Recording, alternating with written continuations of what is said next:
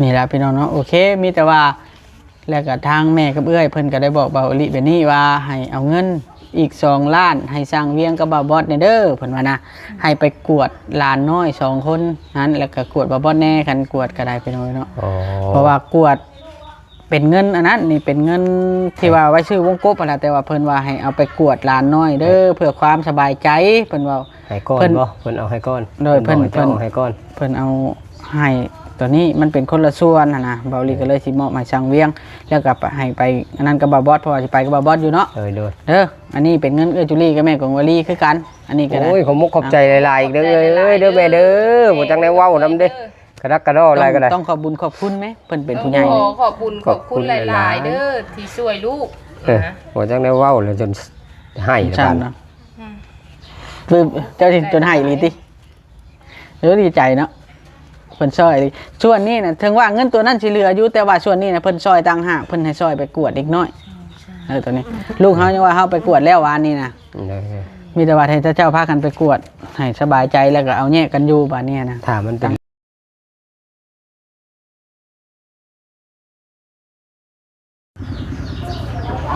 สบายดีพี่น้องสบายดีเด้อพี่น้องมัดสุคนมัดสมองสมบอดพี่น้องเลยเนาะมันอยู่กับเบาอลิชาแนลอีกแล้วพี่น้องหลังจากที่เบาอลิได้ไปส่งสการเนาะหรือว่าไปเอาลานไปส่งแล้วก็กลับมาแล้วก็พักผ่อนเมื่อวานนี่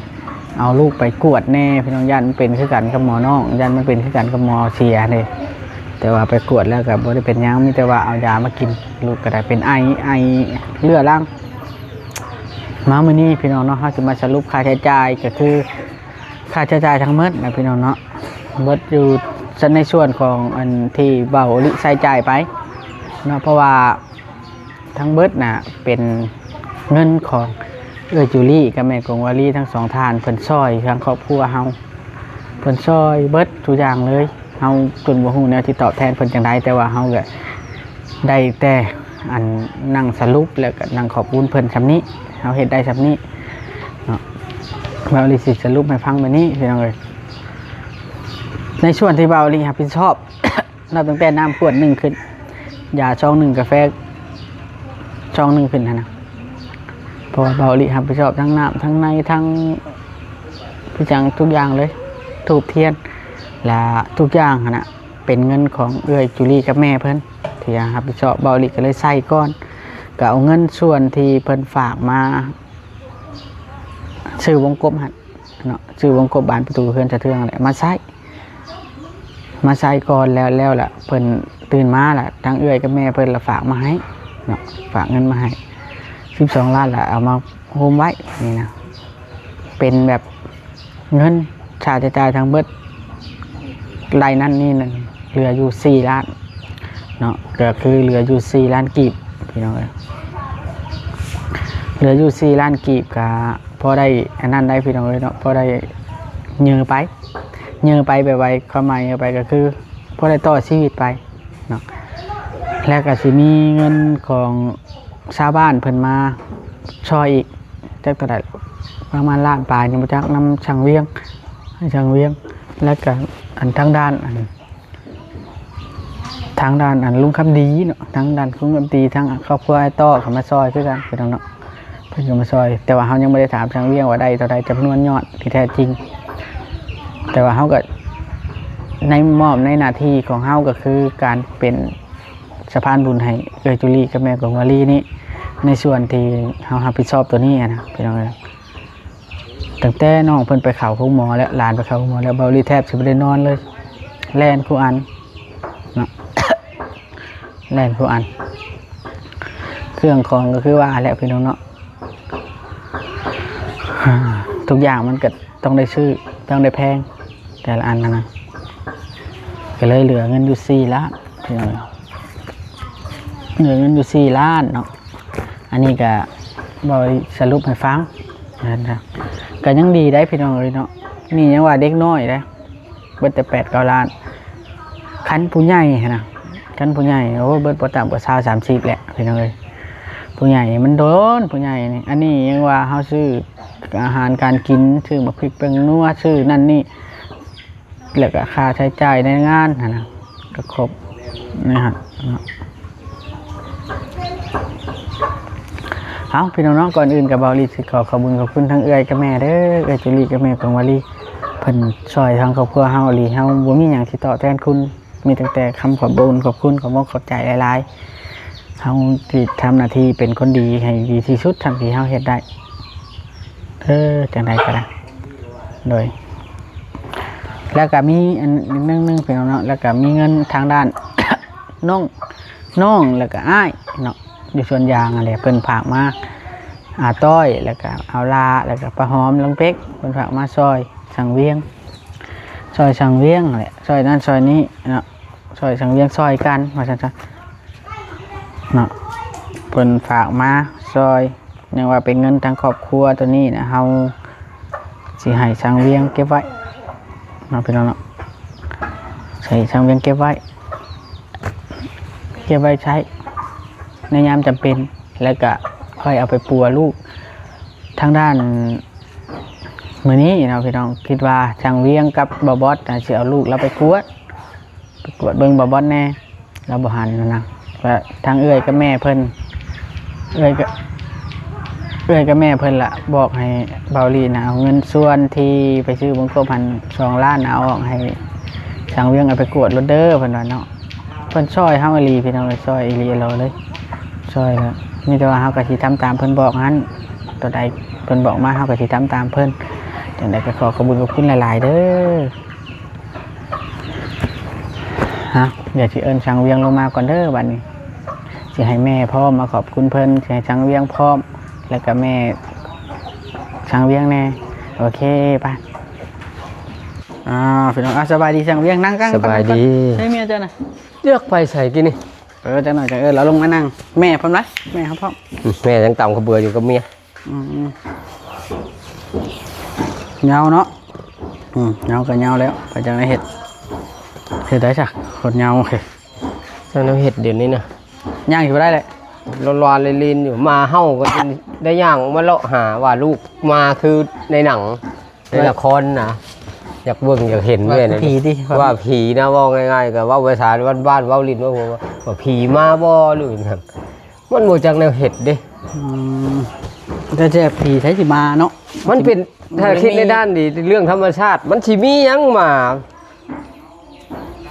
แบบสิ่งที่มีชีวิตแล้วมันเบิดชีวิตอะไรนี่มันคือคืนสู่ธรรมชาติแล้วมันก็เบิดไปเนาะคือว่าความเป็นจริงนะ เห็นบ่ สิ่งทุกอย่าง เห็นบ่อันงัวเนาะ เห็นบ่ชัดที่ละอันโมเมนต์ว่าเธองูแต่ยังได้ ไม่แต่ว่าทำใจสู้แล้ว นี่แต่ว่าเฮานี่ผู้ยังนี่แหละใช้ชีวิตใช่ใช้ชีวิตตามปกติให้มันได้ ตั้งใจและใช้ชีวิต เนี่ยหาอยู่หากินได้ได้มันสิรอดโอ้ยต้องเอาอันติดแมงวันมาใหญ่ไว้แล้วโอ้ย ไม่แต่ว่ามื้อนี้นะเขาสิมาสรุป ค่าใช้จ่ายที่เอื้อยเพิ่นฝากมาฮะเพิ่นให้เจ้าอัน4 ล้านตอนนั้นยังว่าตอนนั้นน่ะมันแล้วไปแล้วเนาะในตอนอยู่ห้องหมอนะตอนนั้นส่วนตอนนั้นน้ำตังฮากดิและส่วนนี้นะเพิ่นฝากมา12 ล้านนี่ เป็น เฮาค่าใช้จ่ายทั้งเบิดเอาฮักโอ้ทั้งเบิดเลยเป็นเหลือ4 ล้านเบิด8 ล้านแทบสิบ่ได้นั่งยังว่ายังมีอยู่ได้นี่เนาะ โดย เหลืออยู่4 ล้านนี่เงินจากเอื้อยจุลี่กับแม่นั่นแหละทั้ง2ท่านนั่นแหละเพิ่นรวมกันเพิ่นซอยเจ้าจังเรียกไงเจ้าอึ้งเลยบ่ เลยบ่จังแนวเฮ็ดเด้ จังแนว จังสั่นไปเบิดเด้นี่ บ่คิดว่าเพิ่นสิซอยปานนี้เนาะ บ่คิดว่ามีไผสิช่วยป่านนี้ซั่นได้ อืม จน เพราะว่าเงินแต่ละกีบแต่ละบาทนะเฮาจกเงินตัวที่ว่าเฮ็ดเฮือนเขาเจ้าน่ะไปออกก่อนเบิดมันตาเหลืองเด้ มันมองได้มันมีมันต้องเอาเนาะ ตาเหลืองแล้วเพิ่นฝากมาแล้วอันนั้นบัดนี้ทุกสิ่งทุกอย่างเพิ่นซอยให้ผ่านวิกฤตไป เฮาก็ต้องเฮ็ดให้มันผ่านไปให้มันได้เด้ ผ่านไปเจ้าก็ต้องสู้ตั้งใจแล้วเจ้าตั้งใจเบิ่งจัก2 มื้อ3 มื้อไปตั้งเฮือนได้บัดนี้ เลย คันตั้งใจได้ ได้ เพราะว่าเพิ่น ต้องสู้ ทั้งเอื้อยกับแม่เพิ่นว่าโอ้ยเฮือนบ่ตั้งบ่ติ้งแล้วเพิ่นว่าให้ช่างเวียงดีขึ้นก่อนเพิ่นว่า แต่ว่า ได้เฮ็ดได้พี่น้องเอ้ย ได้อยู่แล้วเนาะ ได้สัญญาว่าได้ เพิ่นอยากซอยอีหลีอลอได้เฮือนเพิ่นก็บ่ยอมเอาไผอีกมาตั้งนอกจากทางเวียงกับลุงคำดีกับ วาน ลุ นี้ ง เพิ่ ต้ น อ ก็มาเนาะวานนี้เพิ่นก็มาให้กำลังใจกันอยู่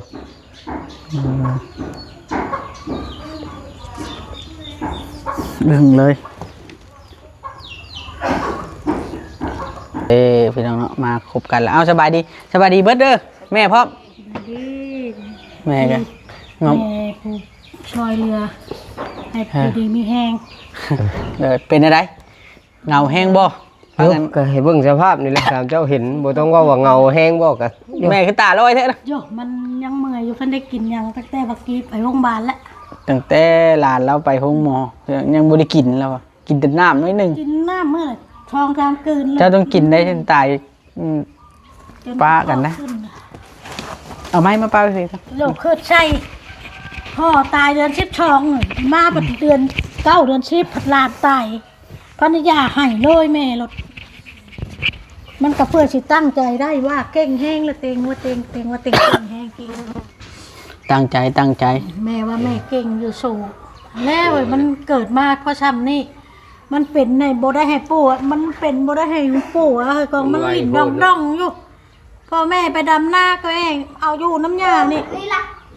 ซื้อนมมาช่องให้กินก็เล่นลิ่นจนแม่ไปจอกย้อนไปลิ่นน้ำเขามันสิแม่แน่ไปปิ้นไปปัวไม่ใช่หน่ะของเด็กน้อยไข่วัดไข่ไอว่าขาดไข่วัดไข่ไอธรรมดาคือบ้านคือเมืองชึกหมู่กับไข่เบิดบ้านเบิดเมืองบัดตัวเองบ้ายไปกวดเพราะว่าเป็นชายบอนมันชีบยังโลดหั่นถือว่ามันเกิดมาช่องแพงซ้ำนี้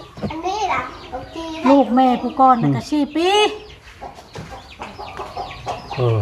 เชื่อลมหาย นี่ ตาย มัน จ้ะ 2 ปีนี่ยังใครแน่คือใช่ว่าตายอยู่ดอกค่ะคือใช่จังว่ามันไปอยู่น้ำพ่อปู่มัน แต่ว่าพอปูมันพื้นดองๆอยู่มีลานไปลิ่นน้ำ ล่างเทื่อลาวพัดมีรถแหละเอาขี่ไปขี่มากับหลานละกับลูกชายเราผู้นั้นพร้อมผู้มัน อีโพพันแล้ววะ ไผ่พัน พันแล้วพวกนี้นี่ พอแซงกันแล้วพันแล้วโทรไปหาเฮาไปเฮาเอิ้นใส่ปูว่าปูน่ะอุ้มหอมอยู่หัวบ่ได้ป้าเทื่อว่าอุ้มหอมไว้อยู่หั่นเหรอวะ อย่าเบิ่งแล้วก็ในคลิปมันกินลิ้นกินตมประมาใช้แล่นใช่ล่ะ เพิ่น เล่าแล้วเอาไปอยู่ เพิ่น น้ำยา น่ะ แล้ว แห้งๆเขาว่าหอมอยู่หั่นเขาว่าบ่ได้ป้าเทื่ออุ้มไว้อยู่หั่น ปั่นกันนี่แหละไปจ้างในเวทมัน กันดู มัน แล เป็น หลาน ละ มันหลาย มันเกิดมันเป็นละต้องปั่นกันอยู่ปั่นกันไปแล้วว่าของเราสิไปหันเรายังว่าเจ้าอยู่น้ำผู้นี่เด้อคอยสิไปอยู่น้ำผู้นั้นปั่นกันอยู่เฮ้ยแล้วอ่ะอ๋อจังในเฮ็ดแล้วอะ มันชุดความคืดเนาะว่าความซื่อแก มันแนวใด มัน ที่ บอก ให้ จัง ใจ ในเฮ็ ตั ด วเอง แล้วเว้านะ ว้าว ของ ใน แม่ ใจ ไร ตัวเอง ข้าวแต่ง ใจ เอา ตัว บ่ เอง ได้เป็นเพิ่นแต่งให้แต่เจ้าชีวิตเพิ่นก็ยังเสียไปคือแต่เฮานี้แล้วว่าพอเพิ่นยังเต้นจนบ่จักเงินจักค้ำแล้วอะความเพิ่นจนเป็นเจ้าชีวิตเพิ่นก็ยังเมื่อแล้วว่ามันเพิ่นแต่งพ่อเราขึ้นไปขึ้นมาคือพ่ออยู่แม่นความพ่อเพิ่นก็เมื่อคือกันนี่ดีเจ้าชีวิตเพิ่นก็ของมีผู้เมื่อคือกันเมืองเก่าเมืองหลังเพิ่น แม่ มันแต่งบ่ได้เด้ นี่นั่นแหละ คือบักกี้นี่ก็มันมาช่องฮักช่องแพงให้เฮาช่องฮักช่องแพงให้เฮาเลี้ยงจนบ่ได้ทุกข์เลยเลี้ยงบักอันนี้กินคุยๆมีหยังกินตุ้ยแคนเต็มกำอยู่หั่นบักกี้เด้งนี่บัดสิเป็นเลยได้จังว่าไออ่องอาหากละเบื่อเลยแม่ก็จนว่า สุดเลย อ่ะแม่ว่าโยบักกี้เป็นหยังคือเบื่อแม่ว่าแล้วล่ะเพิ่งอาบแม่อาบน้ำในเฮิงเตอเบิ่งบ่โทรศัพท์นี่ล่ะเบิ่งแล้วเบิ่งโทรศัพท์มือมันเป็นน้ำอิดนี่เบิ่งโทรศัพท์แล้วล่ะป้าโทรศัพท์แล้วแล่นไปเบิ่งมันป้าเทพเอางัวออกขึ้นรถเพิ่นขายงัวแต่ย่าเพิ่นเอางัวขึ้นรถเร็วล่ะกับแม่ย่าก็อุ่นใจอยู่ของปากบองว่าบองอยู่แล่นธรรมดาอยู่มันแล้วว่าหากอีกวันนี้ว่าหากแล้วเบื่อเลยบ่มื้อตาตื่นมาแล้วเอาไปหาหมอเพิ่นว่าให้เต็กให้ตำเขาเพิ่นว่าไปเช็คเบิ่งเพราะว่าเป็นทางสิตายโลดมันถือว่ามันมาช่องฮักช่องแพงนี่แหละ จนเอาบ่ได้นะเนาะ เพิ่นเอาบ่ได้แล้วมันก็ช่องฮักช่องแพงให้เฮาเท่านั้นมีแต่ตัดสินใจว่าตั้งแต่เพิ่นไปทางเพิ่นเฮาก็อยู่ทางเฮาซ้ำ เมื่อ ที่ไผที่มัน คนมันมีแต่เป็นกับยังไงนี่แหละเป็นกับตายนี่แหละ มันบ่คิดวันนั้นแล้วมันช็อกตายอยู่หั่นคนคิดใช่พ่อเรื่องรายละปีเดียวสองคนตายไอ้สิทนไหวแท้คันบ่คิดใช่ว่าธรรมชาติ ธรรมชาติ มันคิดใช่ว่าธรรมชาติมันล่ะพอหันใจลงท้องแน่พอกินน้ำกลืนลงแน่ จูบไปแล้วไม่ได้ ไป เลย สูบไปแค่นั้นแหละ มัน ใส่ ว่า หมูกับไปกวดมาไปกวดเพราะว่าขี่รถจักรไปขามาเพราะว่ารถห้องหมอมาชงกับมีนั่นแหละขึ้นไปเบิดมันโมเมนเป็นแต่เฮานั่นแหละขอบอกขอบใจผู้มา เดี๋ยวเขาจะแจ้งไปนี่เด้ออัน โฮมชู ทาง แล้วมาช่วยมาชูนี่แหละ จะพักไหมเขาสิเว้าก่อนเขาสิว่าอย่างที่ทั้งเอื้อยจูลี่กับแม่กงวลีน่ะเพิ่นซอย12ล้านวานนี้น่ะเพิ่นให้เฮานี่เป็นผู้ดำเนินการแล่นเบิดทุกอันแล้วก็ชื่อนั้นชื่อนี้เด้อเพิ่นว่านะแล้วก็มันยังเหลืออยู่4ล้านเดี๋ยวนี้น่ะเงินน่ะ แม่เอ้ยคนแห้งเลยหมูก็มาลายแท้ๆคือของอยู่ของกินมาคับหมู แล้วเหลือ4ล้านแล้วเขาสิเอาให้ ให้เลี้ยงไว้ไปพอได้ไปปัวบักตนใหญ่นี้ หัวตัวมันยังนี่เนาะ แม่น ถ้าไปกวดมันเอง เอาอีกแล้วได้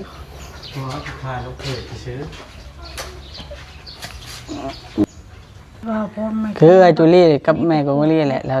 เราซอยแล้วก็มีแต่ว่า ตัวมันเหลือน่ะที่เอาว่าให้ช่างเวียงกับเมียเรานี่ไว้ไปปัวพุ่นน้อยผูกกให้ว่านี่ผูอ้ายนี้แบบว่ามันจำเป็นเลยดิเพิ่นซอยป่านนี้อยู่ห้องหมอเพิ่นก็ซอย4ล้านเนาะอยู่นี่เพิ่นก็เพิ่นหลังจากน้องเพิ่นเสียแล้วเพิ่นก็ซอยอีก12เป็น16เลยบ่ได้มีโอกาสป่านนี้ได้คนนะ เดี๋ยวเอาเด้อ เอ้ยมันมีผู้ใหญ่ใจดีเพิ่นมาชมมาชูเฮานี่แหละเพิ่นมาค้ำมาชูเฮามาช่วยมันมายกมาโจมขึ้นนี่แหละมันตกทุกข์ได้ยากล่ะ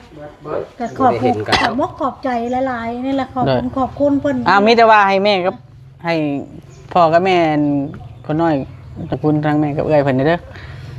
ขอขอมุกขอบใจหลายๆ ขอบคุณ ขอบคุณ ขอบใจหลายๆเด้อ แม่จุ แม่ ลี่ เอ้ยกับเอ้ยบ่จักได้เว้าได้ว่าแล้วกระดักกระโดอะไรกัน เอื้อจุลี่กับแม่กงวารีหลาย ใจแห้งๆ ขอบใจ ยังสิสั่นครับ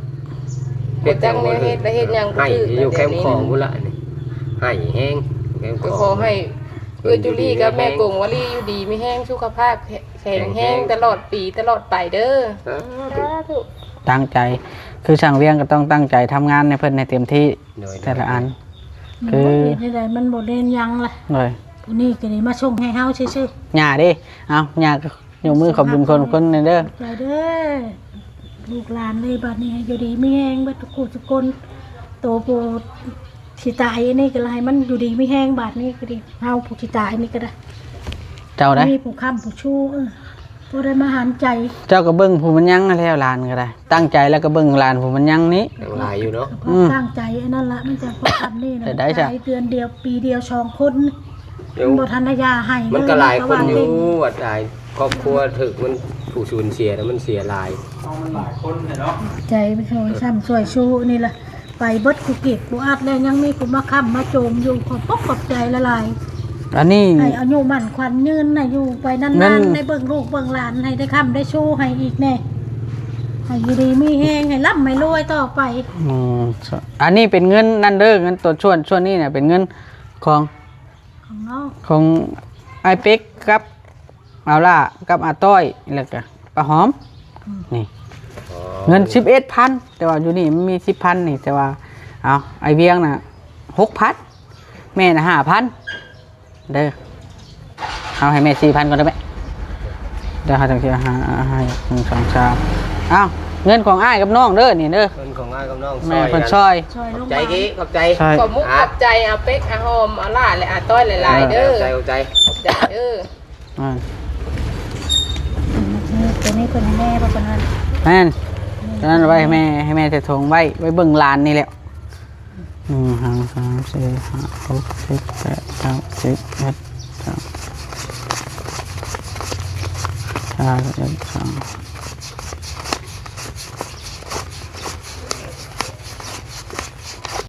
12 มีแต่ว่าเฮาสิมอบให้สั่งเลี้ยงเอาไว้ แล้วแต่บริหารปวดเด็กน้อยกะ เด้อตัวนี้มันส่วนที่มันยังเหลือแล้วเงินอันนั้นเด้เงินที่เพิ่นมาช่วยได้เท่าไหร่เวียงจะบ่ได้ใส่ลูกบ่ชาวบ้าน ยังบ่ทันได้นับในนี่แหละเอาไว้ให้แม่ จงมาอันนับเบิ่งดูเพราะว่า ทางบ้านทั้งเมืองมันช่วย แม่นทั้งอ้ายน้องบ้านเมืองเพิ่นมาเพิ่นก็ซอยฮะเฮาก็อยากให้นับให้ บ่ได้จดชื่อก็มีแต่เฮาก็บ่ได้ลืมเพิ่นดอกเพิ่นมายืนใส่มือเฮา อันนี้เพิ่นซอยแบบว่าเพิ่นให้กำลังใจ เพิ่นมาช่วยกันแล้วให้กำลังใจนับไปเห็นรถเพิ่นช่วยตัวใดชวนที่เพิ่นมาช่วยช่วยก็เบิดนี่ อันนี้บ่ได้แม่นว่าคลิปนับเงินเพื่ออ้างใดพี่น้องคลิปแบบว่าที่ว่าทางผู้รักผู้ใหญ่เพิ่นแสดงเพิ่นช่วยเฮาแล้วก็ทางชาวบ้านแน่อ้ายน้องชาวบ้านเพิ่นช่วยเฮาล่ะเฮาก็ได้ที่นับให้เบิ่งว่าน้ำใจเพิ่นบ่ทิ่มกันนะทางผู้ใหญ่แน่แล้วก็ทางบ้านเมืองเฮาแน่บ่ทิ่มบ่ปะกันเฮาก็เลยนับให้เบิ่งว่าซั่นซะว่าใจคนน่ะ แม่นเงินช่วยเบิดเอง เป็นตัววันบ่ได้โตอยู่ที่ต่างหาก คือ 1 2 3 4 5 6 7 8 9 เอาเพิ่น 10 3 ล้าน แม่นบ่เงินช่วยเพิ่นน่ะหรือว่าเงินมาแต่เหลือแต่ห้องหมอ นั่นแหละ เงิน ใช้ แต่ห้องหมออยู่ที่ต่างหาก เงินได้ถุงมาได้ก็จะออกไปเลย ถุงเจ้าคนละ ที่ว่าพุทธบอกพุทธ7 ล้าน มันเบิดแล้วตัวนั้นน่ะ 7 ล้านจกอยู่2 3ห้องหมอแล้วเนาะ เออ 1 2 3 4มี3 ล้าน4แสน ครับเฮาใช้แล้ว กับ300 บาท 3 ล้าน4แสนเนาะเหลือตัวนั้นน่ะ ครับเฮาใช้100,000 นี่กับเงินแม่กับเงินจุลี่ก็แม่กงวลี 300,000นับใช้รถตัว300,000นึงก็ เอาเศษหนึ่ง เอา200,000เป็น300,000จักรวมละ 3 ล้าน5ป่ะ อยู่นี่4แสนแล้วก็5แสน6แสน7แสน8แสน8แสนกับ300 บาทนี่แหละกับ3,000นี่ โอ กับ เค แสนหนึ่งคือน้ำแม่ เป็น คือได้4 ล้านแล้ว โอ้ เงินชาวบ้านเราได้4 ล้าน ขอบใจหลายๆให้กำลังใจ โอ้ ได้4 ล้าน ก็ได้หลายแท้เนาะถือว่าบ่ทิ่มกันนี่ลิ ขอบใจ บ้าน หลาย ถิ่นบ้านเมืองมาช่วยเหลือตัวนี้ ทั้งบ้านนอกบ้านนาได้พี่น้องทั้งเบิดได้นี่ ๆ เนาะ ทั้งเบิดที่เพิ่นฮู้ข้าวแล้วเพิ่นมา ได้ โอ้ 4 ล้านพอดีตก ทั้งเงินที่ว่าทางทีมงานมาช่วยบ้านนี่ได้นี่เนาะเพิ่นรวมนะ โดย แบบว่าทางทีมงานเพิ่นก็มาช่วยสังเวียงเอาเงินตัวนี้นี่เป็นเงินจุลี่ก็แม่กงวลีตัวที่มันเหลือเด้อสังเวียงนบเอาเด้อนี่แหละ ขอบใจฮะ มีแต่ว่ามีหยังก็ตั้งใจเบิ่ง บักแน่นไปกวดมานี่ เลยเบิ่งผมยังว่านี่เด้อจังใดก็เพิ่นซอยเพิ่นที่ว่าเพิ่นซอยเพิ่นเอ็นดูก็ได้ เพิ่นช่วยเหลือเพิ่นมาอุ้มมาชูมาโจมขึ้น เลย จากนรก มีแต่ว่าสู้ไป ตกนรกแล้วมี สู้ไปแล้วก็ค่อยทำใจไปเด้อช่างเวียงเด้อจังใดก็ได้ เป็นกำลังใจให้กันเบิดได้ เลย คน โอเคอีก2-3วันนี่ไปตั้งเสาได้ให้มันได้ ค่อยขอแน่เมียค่อยอีก2 วัน เราเริ่มโอเคขึ้นแล้วอยู่น้ำลูกผู้ยังอยู่น้ำหลานผู้ยังนี่แหละเฮ็ดได้ซะนะ หลานอยู่นำกันไป มันนั่นแหละดิมันเป็นไป พาน้องไป ไปน้ำไปถอดกันกันผมมันจัง โอเคบัดนี้แม่จังใดก็อยู่ดีมีแฮงตาบอกว่าสบายดีเด้อสบายดีขอบคุณหลาย ชาวบ้านชาวเมืองก็ได้บ่มีผู้ปดป้าบ่ทิมก็ได้ ๆนี่ล่ะพี่น้องเนาะโอเคมีแต่ว่าแล้วก็ทางแม่กับเอื้อยเพิ่นก็ได้บอกเบาอลิแบบนี้ว่าให้เอาเงินอีก2 ล้านให้สร้างเวียงกับบ่าวบอสเด้อเพิ่นว่านะให้ไปกวดหลานน้อย2 คนนั้นแล้วก็กวดบ่าวบอสแน่คันกวดก็ได้พี่น้องเนาะเพราะว่ากวดเป็นเงินอันนั้นนี่เป็นเงินที่ว่าไว้ชื่อวงกบนั่นแหละแต่ว่าเพิ่นว่าให้เอาไปกวดหลานน้อยเด้อเพื่อความสบายใจเพิ่นว่า ให้ก้อนบ่เพิ่นเอาให้ก้อน โดยเพิ่น เอาให้ก้อน เพิ่นเอาให้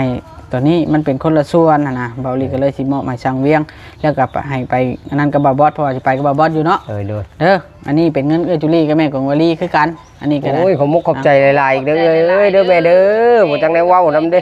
กระดักกระดออะไรก็ได้ ต้องขอบบุญขอบคุณไหมเพิ่นเป็นผู้ใหญ่ ขอบคุณหลายๆเด้อที่ช่วยลูกนะ บ่จังได้เว้าแล้วจนให้ ใช่ กัน เนาะคือเจ้าสิจนให้อีหลีติเด้อดีใจเนาะ เพิ่นช่วยส่วนนี้น่ะถึงว่าเงินตัวนั้นสิเหลืออยู่แต่ว่าส่วนนี้น่ะเพิ่นช่วยต่างหากเพิ่นให้ช่วยไปกวดเด็กน้อยตัวนี้ลูกเฮายังว่าเฮาไปกวดแล้ววานนี้นะมีแต่ว่าให้เจ้าพากันไปกวดให้สบายใจแล้วก็เอาแยกกันอยู่บัดนี้นะ ถ้ามันเป็นโรคติดต่อเนาะ โดย เราต้อง เอาโอเคบัดนี้เด้อจังใดก็อยู่ดีมีแฮงสู้ต่อไปถ้าเจ้าก็ได้ ขอบคุณขอบคุณไปเบิดเลย คุณหลายๆเด้อ ฮะโอเคเด้อพี่น้องเนาะบัดนี้เบาลิก็ขอขอบคุณทางเอื้อยกับแม่หลายๆเด้อที่ช่วยทางครอบครัวของพวกเฮากะแม่เบาลิกับบ่จักแนวสิขอบคุณสังเวียงแล้วก็จนสิให้เนาะเราก็เว้าเป็นชำนัดจังไดก็อยู่ดีมีแฮงเด้อแม่เอื้อยเด้อขอให้อยู่ดีมีแฮงนะไว้พอกันในคลิปหน้ามีแต่ว่าเฮาก็สิตั้งใจทำความดีต่อไปชำเฮาเฮ็ดได้เด้อจังไดก็ได้ขอกล่าวคำว่าสบายดี